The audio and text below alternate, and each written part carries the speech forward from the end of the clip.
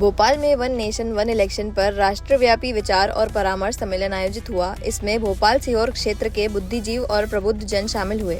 BJP के राष्ट्रीय मंत्री ओपी धनखड़ ने कहा कि लोकसभा और विधानसभा चुनाव एक साथ होने से खर्च और सुरक्षा बलों पर दबाव घटेगा, साथ ही विकास कार्यों को गति मिलेगी। सम्मेलन में इंदौर के मेयर पुष्यमित्र भार्गव, सांसद आलोक शर्मा, विधायक भगवान दास सबनानी और महापौर मालती राय भी मौजूद रहे।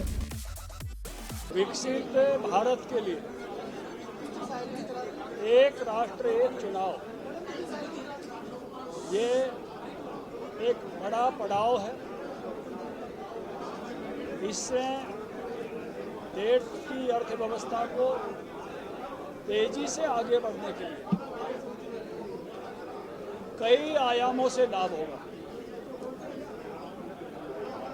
जहां चुनाव में खर्च होने वाले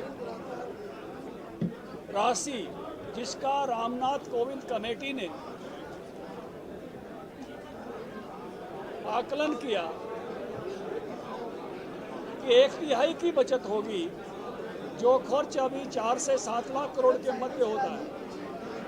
अगर मैं 4.5 लाख करोड़ का आंकड़ा लेता हूं तो 1.5 लाख करोड़ की बचत होगी। इसी तरह से देश की बहुत बड़ी आबादी के कार्य दिवस बचेंगे। 2,18,000 करोड़ की बचत उन कार्य दिवसों से होने वाली है। आचार संहिता के कारण जो 40 दिन बचेंगे, एक आकलन बनता है कि उसके कारण से 8 लाख करोड़ की बचत होगी 5 वर्षों में, क्योंकि 5 वर्ष बाद चुनाव आता है किसी न किसी का। और हमारी जो जीडीपी है उसकी 1.5% ग्रोथ बढ़ेगी।